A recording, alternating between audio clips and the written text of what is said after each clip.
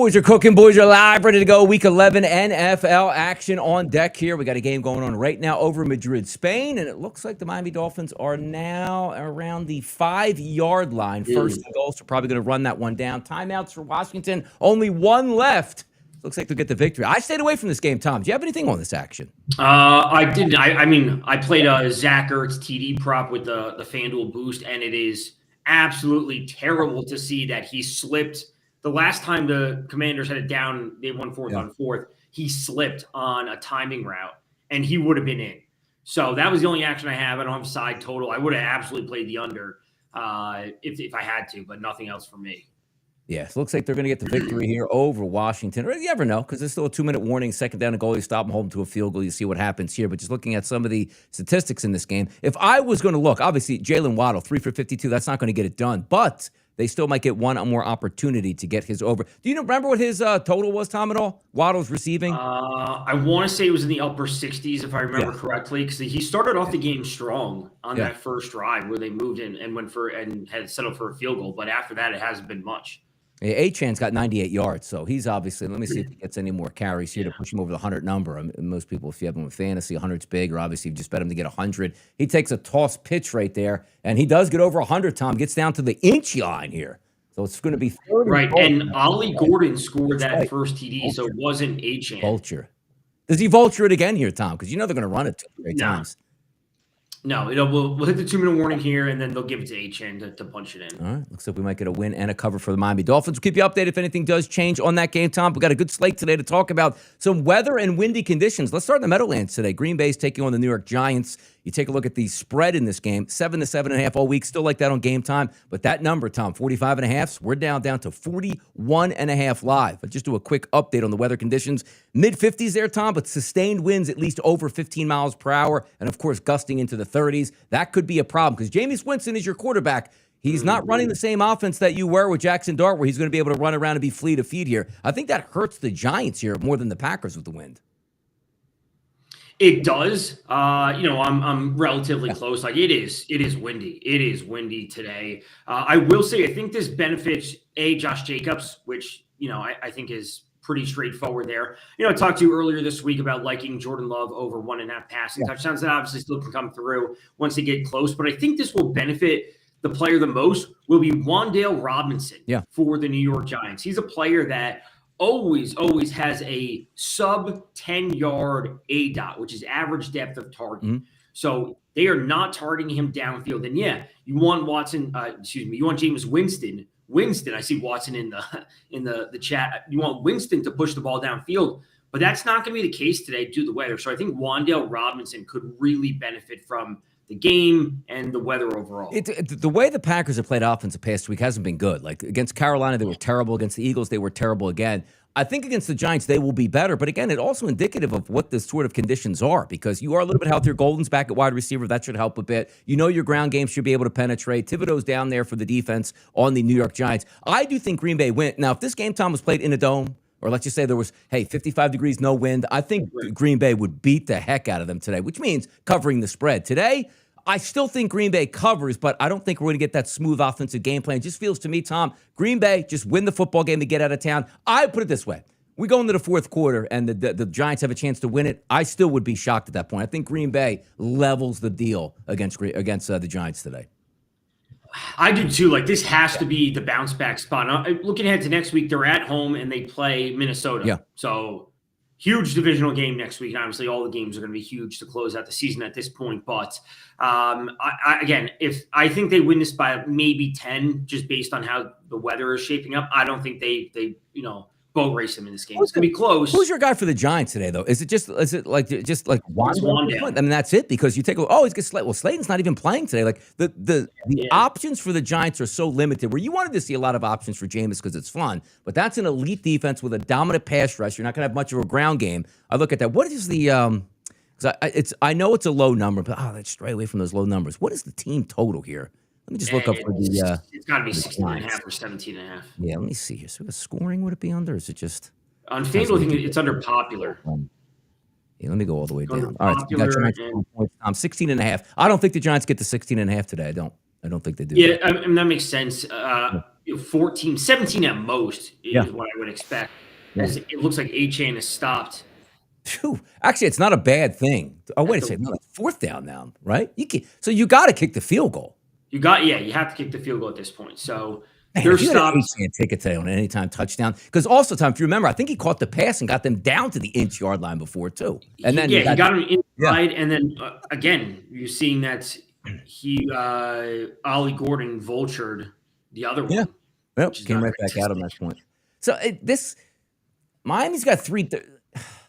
I'm trying to say, like, there's no way they get. What analytics would tell you to go for this, Tom? Is there an analytical chart that tells you to go for this? Probably not on fourth I and would like to goal. see the chart. Yeah. I mean, you'd have to. I would, one of the automated things on Twitter that I follow would post it eventually, on go for it or take the points. But you're also, what are they, 3 and whatever as a football? Beat writer said he's walking off the field. Dolphins going for it on 4th and 1. Now that might be a beat writer there that's a little bit ahead of us, even watching on TV. I don't know, but I would kick the field goal, to be honest. But if you're on the inch yard line and you do get stopped, like Achane's even hurt right there, so he's not even going to be able in the game to score a touchdown anyways while hobbling off the field. But if you do run it and stop them, you have 3 timeouts where you could get the football back. Look, they're going for it. Looks like they're going for it. Yeah, I mean, I would want to know what the actual numbers are, but at a certain point, you're 3 and 7 or whatever it is. Yeah. Like, Yeah, what do you have to lose? Yep. Man, I tell you right now, man, it's amazing to see this play out. And also, like, I see a spoiler here, Tom, where I know what's happening, but I'm not going to spoil it for you there. Just watch this bad boy out. Let's see what happens. Okay. But Gordon is in the football game. Waddle's in the slot, under center from about the 3/4 of a 1 yard line right here. But it's amazing how quickly these beat writers get this, man. It's ridiculous.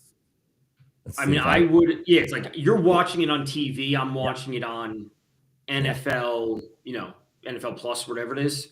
Yeah. So this is behind what you're seeing. I think I know what happens because I'm also looking at FanDuel. So I think I know what happens, but man, this does keep my. Golly Gordon got stuffed. He even lost a yard in the backfield. Again, I can see why they went for it, but just as a coach, like saying, I'm just going to do the right thing and give us the lead, and then hopefully we can get a stop here. It's crazy. Like, now, what'd you say right now, Tom? We're headed towards overtime, or do you think the Dolphins can get a 3 and out with 3 timeouts and get off the field? I would say we're headed to overtime, and that'd be great for my Zach Ertz TV. There you go, man. Here's the thing, though. Like, McDaniel's already been on the hot seat, not coming away with the win. He may not be the coach on the flight back. Crazy, man. Like, that's what we're dealing with. Wild to go for that, but there it is now. See what happens at this point. All right, let's keep it moving, Tom, because we did have wind for the Giants and Green Bay game. I do think Green Bay wins. Don't love it with the 7.5 here. The 41.5, I actually think that game stays under the total because I don't think a team's going to approach high 20s in this game. So therefore, I don't think we're getting 41.5. I think that Green Bay defense, Tom, really bites down here and sort of, stymies Jameis Winston and the boys. Tampa and Buffalo. 6.5-point line. That total also, Tom, around a 50. Now we're seeing the 45.5s. Windy, just like you're probably seeing in the Meadowlands today. Down a couple of weapons. Windy. How do we feel about this game? I think part of me wants to say it's too many points to lay with the Bills. But I like the other side of me is I actually like the Bucs. Yeah, I think that's the line is really solid. But a part of me is also going to say is, where are the points going to be coming from? Because we've seen the Bucs offense be so inconsistent. It should be noted that Keon Coleman, the second-year receiver for the Bills, is inactive today because he missed the team meeting. So their offense is, just changed just a little bit. I don't think that's a massive change overall, but we haven't seen good sustained production from the Bucs without Godwin and Bucky Irving. We've seen good games from Tez Johnson. We've seen good games from Kate Otten, good games from Rachaad White, but it's never a level of consistency that thinks, we're going to get 24 points out of them. Meanwhile, the Bills are going to be putting up 27 of their own. Therefore, we're going to be cruising to the over. Like, the Bills have struggled enough, and I think that they want to get back to basics, which is running the ball. It's a really tough run defense. When I look at this game, like, I wish both teams were healthy. Like, Kincaid being down for the Buffalo Bills is massive here. And also, It's not as if we're getting a fully healthy Khalil Shakir anyway at this point as that slot receiver. I do like the fact Josh Palmer is coming back, but when you have that windy conditions, it feels like this is going to be a ground and pound game. You're not going to let Josh Allen beat you. You know that they're going to be blitzing the hell out of Josh Allen in the pocket. That's just what the Tampa Bay Buccaneers do under Todd Bowles. I think you get some fight in this game. I think it stays under the total, and I'll take the 6.5 points. And again, it's one of those, well, Donna, do you like Igbuka in this game? I don't really like it. Like, I've seen too many Buffalo games where that wind is up, where it's just tough to move the football, and two defenses that should be able to hold both of these offenses. Give me the under in that game, but I will take the 6.5 on the Tampa Bay Buccaneers. Yeah, absolutely. I think the same can be said about a lot of these games. Giants picked this game in Buffalo and Cleveland. All of these games are impacted by wind. And it's like, if you give me maybe not Buffalo with the underdog, maybe not Baltimore with the underdog, but if you give me the underdog in the other teams, a lower scoring game, I think that's what we're going to be in for a lot of these. Now, I know a lot of people are hyping up this slate as like it is probably one of the better slates we've had in a few weeks. And that is true. Like, we're going to be in for really competitive games. It doesn't necessarily mean we're going to be seeing games end 35-30. It's a shame, too, because to be honest, Tom, those first two games, Green Bay, New York, and Tampa Bay, Buffalo, I would have liked to hit on some prop bets in that game. But we're more of over guys than unders, and I do see more of an under game. And I say, oh, can Josh Allen throw 2 touchdowns or Baker Mayfield? Yeah, they can, but we've seen this way too many times before. And even if you're looking for like a total, hey, 46-yard field goal, can't actually kick the field goal, it's 4th and 3, got to go for it. Those things are going to be in play today, but I'll take the points in that game and feel comfortable with it. Like, if you did a teaser, right, I'd take the Tampa Bay 12.5. And I would take Green Bay down to 1.5 if we looked at those first two games here. But that third game, Tom, that you're talking about with some windy conditions will be Pittsburgh and Cincinnati. Pittsburgh's hold strong all week long at the 5.5 and a total now 48.5. Cincinnati seems like they can score on anybody, but they have a bad offensive line, a quarterback that's immobile, and a good pass rush for Pittsburgh. But then on the other side, like Cincinnati, like Shamar Stewart is down, and so is Trey Hendrickson. Like, I just think today, I don't love the Pittsburgh Steelers. I do think they win this football game. I do think Pittsburgh has some success in the red zone throwing the football, which means touchdowns for Aaron Rodgers. But that Cincinnati defense, there's no way I can take them in a game under a touchdown and think they can make any stops, Tom, anytime, anywhere. I don't care if it's the Steelers struggling either. So you don't like the Bengals at 5.5? No, I can't. Put it this way. With that defense, Tom, I can't back them. I don't care how good the offense might look today. I just can't back them. Because I think the Steelers being 5.5 is crazy. Like, I think that's crazy. They've looked terrible. And the Bengals are coming off a bye. Yeah, they're missing some pieces. But I think this line should be 3. Like, I think it should be Pittsburgh at home -3. I think that's what the line should be. I think 5.5 is crazy. This does not say I'm running to bet the Bengals. I just think the line's a bit too much. And we have seen the Bengals offense score. And, the Steelers defense come up with a huge game against the Colts, and then they go out and struggle versus the Chargers. What version of the Steelers are we going to get? Because if it's somewhere in between that, where they're not terrible, but they're not amazing, I think the Bengals scored. I'm not sure the Steelers can keep up with that. Yeah, looking at the last, because I put some notes down, like the last 5 games they played. They played the 9th overall defense, scored 10 points. The 14th ranked defense scored 27. The second ranked defense got 25. The 31st ranked defense, which is the Bengals, and they got 31. And then against the top rated defense, they're 23. I do like they're at home at this point, but again, it's just a simple fact of you should be able to move the football against that Bengals defense. And Aaron Rodgers has a really, really good arm. Should be able to cut some of that wind. Don't love the football game. Don't actually think it goes over the 48.5. I don't, but I do like Pittsburgh to move the football. It's one time that I was like, ooh, can Pittsburgh get their team total? I just settled on something different. So just give me a little Aaron Rodgers action. I'll live with the rest because they got big tight ends. Now, the one guy I want to ask you about, I was close to this. I'm not a huge, running back to the over. I'll take him sometimes. I got burned on Saquon a couple weeks back. But shouldn't Jaylen Warren do whatever he wants in this game? Or am I missing something here? No, he should. I will say Jaylen Warren is a miscatch down by the 1. But Jaylen Warren is an extremely popular option today when it comes to DFS. So if anyone out there is playing, FanDuel and DraftKings and DFS, he's a very, very popular option today just because of his price and this matchup. And he plays a role in the pass game as well. And again, if he finishes with fewer than 80 combined yards, rushing and receiving, I'd be surprised. I think he should score today. I think he should have 80-plus yards combined. I think that's the type of day he's in for. By the way, Boji Joe up there was right. Gay missed another field goal here, so we are going to be headed to overtime at this point right now. There's not even any – it's a dome stadium. What are we missing field goals in this place for? Like, it almost looked like the wind pushed it, but there's no wind at all in this stadium. He sent that to the right. Like, it was – Was it 56? I think it was less than that. It was less. Where are they at now, the Dolphins, by the way? Because the Dolphins, they don't have any timeouts left. 10 seconds. Yeah, where are they at? They're at the 45-yard line. So, yeah, you're right. It was. It was a 55-yard. I thought it was a little bit closer than that. Let's see what happens here on this first down play because you might get a look at something long. But, again, Dolphins don't have any time. If they do a quick out, they have 10 seconds. If they do a quick out for like 15 yards. Yeah, Waddle, it was perfect play, too. Waddle just dropped it right there because he would have gotten out of bounds. So, it looks like we are headed to OT, baby, at this point right now.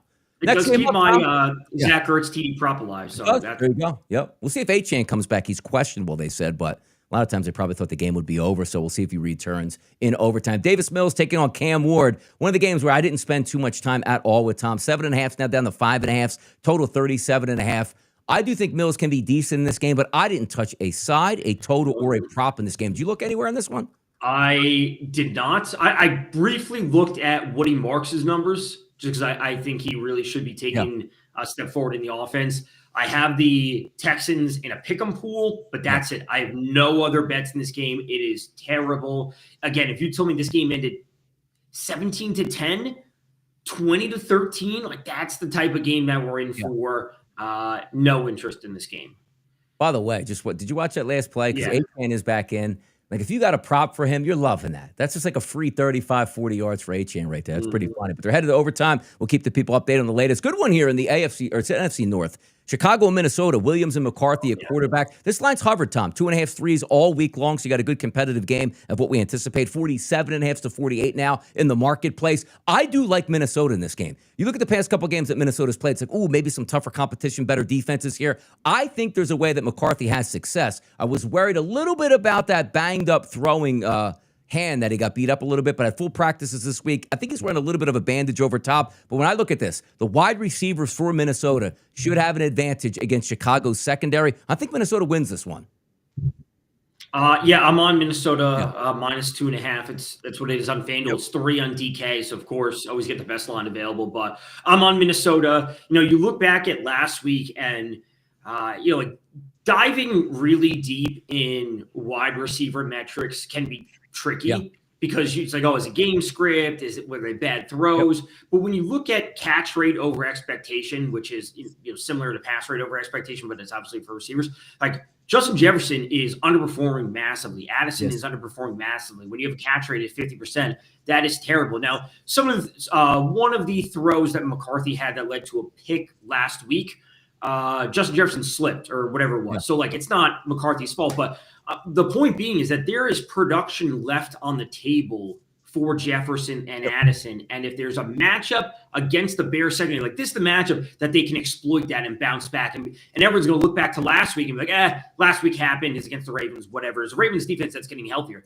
The Bears, this is the time to jump, and this is time for them to really show their ceiling. I like the Vikings today. I think the Vikings win. I do think the Vikings win. Chicago might have a little bit of say there on offense, too. Maybe we get an over in that game. But I thought the better side would have been just to take Minnesota in this one. Carolina and Atlanta, two teams not going in the right direction, to say the least, right now. Carolina embarrassing last week. Atlanta certainly not looking good this season. Maybe looking for that extended losing streak, which is something you don't want to have. This line is 3 as it opened up, Tom. But now I'm saying, DraftKings has 4.5. FanDuel's got 3.5. A couple other outlets have 4. So it looks like money is starting to come in on the Atlanta Falcons. The one thing I look at this game, I say, you know what? Drake London, who is an illness, I think he'll be fine. I think he has a good game. But same thing also, if I had to take one player in this game, it's probably just Tet, because the whole offense runs through him in the passing game the same way it does Drake. I look for those 2 wide receivers and say, you know what? I'll deal with them guys. I think you go through that. I think you also can really trust Rico Dowdle. We got to remember the Falcons played in Germany last week, and they chose to not have a bye. So this is their first game back. They chose to not have the bye. We saw Jonathan Taylor torch them last week. And obviously, I'm not saying Rico Dowdle is Taylor, but Rico Dowdle has been really solid for the Panthers. I think he is significantly better than their other back that's escaping my name right now. But I think you could look to him on the ground. I think and part of it is that I think the Panthers don't want to turn games into shootouts. They want to play games close to the vest. They don't want Bryce Young throwing the ball 40 times. They want him to throw it like 27 times, and they have a good balanced running attack. And I think Rico Dowdle will lead the way for them. And Tet's absolutely a fine option as well. Yeah. No, it's just it's a game that I don't have that much interest in. But again, you probably should get some fantasy numbers. Only 41.5 points. It's just that Carolina offense, and If you just drag them both down into the swamp, they're not going to move the football that much. Again, two players. Drake London for me is what I would look at, and I would look at obviously Tet McMillan there on the opposite side. I think they had Carolina, Tom, Bryce Young, 166, 165 and a half is the passing prop at this point. And then you say, well, just take Tet because there's no way he's getting 200 yards passing, let's say, without Tet getting his number, 75 or 80 yards there. Yeah, I mean, that's what it should be. Again, I think the Panthers are doing what they can to, insulate or hide or whatever word you want to use for Bryce Young. Like, they don't want to expose him at a higher rate. But when he does throw the ball, it should be going to Tet McMillan. Outdoor game, Tom. Actually, good weather here. Jacksonville, 75 degrees, winds around 10 to 12 miles per hour. Herbert and the boys in town, coming west coast to east coast here. Dome team going outdoors. They've been the steady favorite all week long. 7 out of every 10 tickets, Tom, also coming in on the Chargers, taking on Jacksonville. That totals 43.5. Do I think the Chargers are really good at wide receiver? Yes, I do. Do I think they have more weapons in Jacksonville today, who has a couple wide receivers? Obviously, with Travis Hunter's not playing today, we knew he wasn't. Brian Thomas Jr. is not going to be out there. A couple other banged-up wide receivers. I do like the Chargers, but not off the bet because that offensive line, Tom, is so thin that I do think Jacksonville can get some pressure. I had no action in this game either on a side or a total. What were you feeling between the Chargers and the Jags today? Anything? I kind of like the Jags. I do. I like their pass rush. I think their defense is okay / good enough. And if you get the pass rush after Herbert, I will take that. So I like the Jags as a home dog. I think there's a spot to buy into the Jags and essentially sell on the Chargers. Chargers have a bye next week. Hopefully we see Murray and Hampton on week after the bye, whatever it might be. But it's an uninteresting game, really. If this game were in LA, I would have a ton of interest in the Chargers and their props. I just don't have it. Oh, look at that. We'll look at the chat box there, Tom. Look at Boji Joe, what he's saying right there. Let me see, because it's just coming on my screen right now. Yeah, bad pass. So Miami has the football about the 33, 34-yard line, Tom. No chance for Ertz. What did you actually need for Ertz anyway? What did you need? It was just a touchdown. Oh, a touchdown. Gotcha. Just a touchdown. They had FanDuel a 30% TD boost. So I used that, and he slipped in the end zone. Who'd you use the 50% boost on today, Tom? The 50. I don't think I've used it. I used it on a parlay. I'll go over it at the end of the show here. It was. I think they only give it was 25. Whenever it's $10, I don't do it. $5, I don't do it. But 25, I usually participate and say, yeah, give me the 50%. I'll take it every time. I'll let the people know about that in just a moment here. Seattle and Los Angeles, Tom. 4:05 start. Love this game. The 4:00 slate, pretty interesting as well, and so is the night game that we'll get to here. 3s across the board for Los Angeles, which I do think is a great line for Seattle. However, I'm showing 7 out of every 10 tickets coming in on Seattle, which does surprise me at this point. 48.5 is the total. Devontae Adams supposed to play, banged up on his rib injury last week. You saw him sort of come out of the game, holding his back at that point. Puka, is a machine. Darnold, that offense, are in cruise control. 48.5. Are they setting us up, Tom? Because we would love to take it over 48.5. It looks easy. Does it even get there? What are we looking here? I think this is going to be, potentially game of the week or the Sunday night game. It's not a surprise. Two great offenses. The Devontae news is difficult because him not being at full health does impact their offense. I think it's less of an impact compared to what Puka, if he were to be out.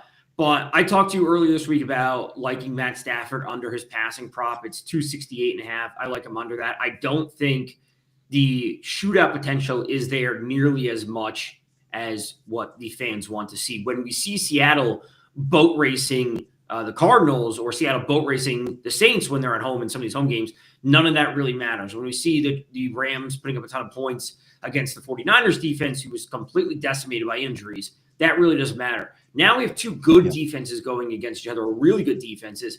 I think these teams play close to the vest because it's such an important divisional matchup. I don't see this ending 35-30, 30-28. I see this as like a 21-20 type of final, and I don't know who's going to win. Look at the cheap numbers on rushing, too. Kenneth Walker, 43.5. Zach Charbonnet, 33.5. Kyron Williams, 56.5. Because it looks like we're really trying to level up those receiving props. Jackson Smith and Jigba, 96.5. Puka Nacua, 87.5. Devontae a little bit lower at 61.5. And then here's the interesting ones for me. Rashid Shaheed, 36.5. Cooper Kupp, 33.5, Tom. If I gave you a choice between those two players and those two numbers, who would you go with on that? I would go with Shaheed. I would also look to his over one catch, over longest reception of 19.5. I might play both. Listen, you went and traded for him for a reason. You might as well get him involved. People may want to buy into the narrative of Cooper Kupp versus his former team. But if I'm looking for pure upside, I think it's Rashid Shaheed. Yeah, question, Boji Joe, same question as last week. Stafford or Lamar Jackson? Lamar Jackson going to play in some windy conditions. We'll get to that game in just a little bit. But any ideas on this one, Tom? Because it's hard to pass up Matthew Stafford because of how many touchdowns he could possibly throw. Like, you pencil him in for 2 touchdowns. I don't know if I can pencil in 2 touchdowns out of Lamar Jackson in the win today. You could pencil in 1, and then the rushing potential that he has is significantly higher. I'll be completely honest. I am starting Stafford on my most important team because I don't have Joe Burrow anymore. So that's where I'm with that. I would lean Stafford very By the way, quick information out of New York, Tom, which would be the New York Giants and the Packers. Yeah, Debo's down, which is pretty big. I think he's one of the, put it this way, that secondary needs all the help they can get. That doesn't help. Now, granted, how windy the conditions might be, I don't know, but that certainly downgrades that defense there for the Giants. Down Thibodeau, Paulson, and a couple other players already off the bat at this point. That's an interesting one to bring up. Now, let's get to the next game here, Tom, because I'm looking at this game at 4 o'clock. I didn't bet this yet, but I feel like I really want to. And I don't want to have myself say at the end of the day, Tom, oh, I should have bet it, shouldn't bet it. Oh, no, it's a bad bet. San Francisco, Brock Purdy's coming back. If I get the Brock Purdy of old, I like this matchup. Ricky Pearsall's back, which means their offense is about intact as they possibly had all season long. They're 3.5-point favorites over Arizona, who's banged up completely across the board, and a total of 48.5. I'll start here. Do we trust the San Francisco offense, or is it, hey, man, you got to wait and see a couple weeks on this? According to Jay Glazer, which I literally just saw about 30 seconds ago, he said that Purdy is a full go. And the reports leading up to this were from Shanahan saying that they didn't want to have Purdy out there until he was ready to go. They didn't want to have a re-injury risk as they experienced earlier in the season. So if he's out there, I think they truly believe he's back to full health. So I like the 49ers. I also like the points in this. And again, this is one of the spots where if I'm going to buy into the 49ers, I'm doing so in partly the belief that it's like, Purdy's back. Let's go drop 30 points. We need to build this confidence. We need to get this sour taste out of our mouth from last week when we got smoked by a divisional opponent. We need to go drop 30 points to have some positive team morale moving forward because this is a big divisional game. I think they go out and they score 30. Yeah, and again, I'm struggling with that because I've seen it play out both ways. Like, hey, pitcher comes back to the mound or any sport. It's like they can be good. But this is a game, like if San Francisco had Purdy under center for 2 weeks, I'd be like, man, I love this. Team total San Francisco, they move it because Kittle's there. He should eat. McCaffrey's there. He should eat. Now you have competency back at the wide receiver position and your starting quarterback back, who you know is a gunslinger, likes to throw it around. I do like San Francisco in this spot. I don't really know what I'm actually getting from Arizona's offense, but I think I'm getting something good from San Francisco. That's the way I would lean. I haven't bet it yet, but I still got time to sort of make that decision. We got to remember there's no Marv Harrison. Correct. He had appendectomy surgery or appendix removed, whatever it is. I will say Micah Wilson is a name that has popped up a big amount, and it's got to be a big Trey McBride day. Like Trey McBride's going to have, I think, at minimum 12 targets today, and he should be able to haul in at least 8 of them and go for 70 yards, 80 yards at the low end. Because if they're going to be in a full passing game script, the Cardinals, that is, McBride should eat. No, it's one that's very interesting. I haven't bet it yet, but I feel like I got to dip my toes in once it gets close to that 3 o'clock range. Miami did just win. Miami 16-13 victory. Quarterbacks, Marcus Mariota, 213. He actually went over his passing prop, and I think it was in the low 200s, 203, 204. Obviously, Tua Tagovailoa didn't. Wasn't a very good prop game if you're looking for touchdowns either. Like Achane had a decent day yardage-wise, but didn't get in the end zone there. I know Debo got in, so maybe some people were cashing those in, but 3-point win there for the Miami Dolphins. Baltimore and Cleveland, another spot today, Tom. 4:25 p.m. Windy conditions anticipated in Cleveland. Sustained at 20 miles per hour, 40-degree temperatures, freezing cold there. 7.5-point favorite for Baltimore. The thing I worry about in this game, it's a 37.5. Like, I think both of these defenses will come to play. I just don't know if Dylan Gabriel can cut it in the windy conditions, smaller quarterback as is. And, of course, Lamar Jackson, been there, done that before. Got to get it done with my legs, I do. But I'll ask you, Tom, are we getting 100% Lamar today? Missed practice this week at the knee. Is he healthy? Is he not? Yeah. I think he's healthy. I think he's going to go. Lamar is a player that has traditionally missed practices as the season goes on. Yeah. The interesting question today for this game is, it's a low total. Weather conditions aren't great. Henry's line is only 74.5, but the run defense on the Cleveland side of things, what are we going to be getting? So props in this game are super tough. And, to the question, that Joe was asking is like, do you like Stafford or Jackson? I think it has to be Stafford just based on the entire scoring expectation for the game overall. Realistically, if the Ravens were to win this game 20-7, would we be shocked? No. Right. And so I think there's at least an effort that the Seahawks could push Stafford to where he needs to throw for 3 touchdowns and 300 yards. If Lamar needs to throw for 3 touchdowns and 300 yards, either they win this game 35-0 or Cleveland, this game has 50 total points and everyone's stunned. It's funny to look at because Lamar's 205.5. Like that's his medium number. And it's low, but it's windy. And if Baltimore gets up 10-3, or even needing to throw at that point. So it's one of those games where I would stay away. And Tom is right. You got a game that we expect around 50 points. It's in a dome. Matthew Stafford's hot as all get out here. You would just lean out. And if it loses, you say, hey, what's it going to do? There's nothing worse than saying, I'm going to take Lamar Jackson. And you're right. In a 20-7 game where a defensive touchdown for Baltimore, now he only had 2 total touchdowns. He threw for 1, threw for $160 that you see. So worst case scenario at that point. I'm just trying to look at some receiving props in this one. Wait. The Baltimore defensive touchdown is plus 800. That's crazy. That seems like most of the time it's like plus 600 or 500. That just seems like an objectively good price. That pick 6 coming your way. A little Dylan Gabriel rolling out of the pocket, flips it over to the flat, pick it out. A little Hamilton to the house maybe at that point. 29.5 Mark Andrews. Now, these are the type of games I always look tight end. Windy conditions, get after it. Njoku, 22.5. You got Fannin, 32.5. You got Andrews, 29.5. DeAndre Hopkins, 18.5. I always love it, too, because I love checking in, like, different metrics here. And every week, like, DeAndre Hopkins pops up. I'm like, what, because he gets 1 target? Like, I can't ever go with that guy. But who are you feeling maybe from a tight end spot in this game? Speaking of Mark Andrews, Schefter tweeted something, if I can find it quickly, from the other day. Like Andrews needs, like, 6 yards, 4 yards or something? 6 yards like that to break whatever record for the Ravens or what nonsense. I think that's not a bad way to go about it. And Andrews to catch a pass on the first drive. Yeah. Here it is. Get out of the way. History awaits. Andrews is 4 yards away from breaking the Ravens' all-time receiving record that Derek Mason currently holds. He's also 7 receptions away from breaking Mason's all-time. So I don't think the 7 receptions will get there. The yards will get there. And if we remember in the Andrews breakout game, they passed it to him like twice on the first drive, week 3 or 4. It was a primetime game. Forget what it was, but they passed it to Andrews immediately. Next game up, Tom, 425, Kansas City and Denver. This is going to be the national game, and rightfully so. Kansas City opened up 3.5. They sit at 4.5. And as the week has gone on, Tom, I've been buying more and more into Kansas City in this game.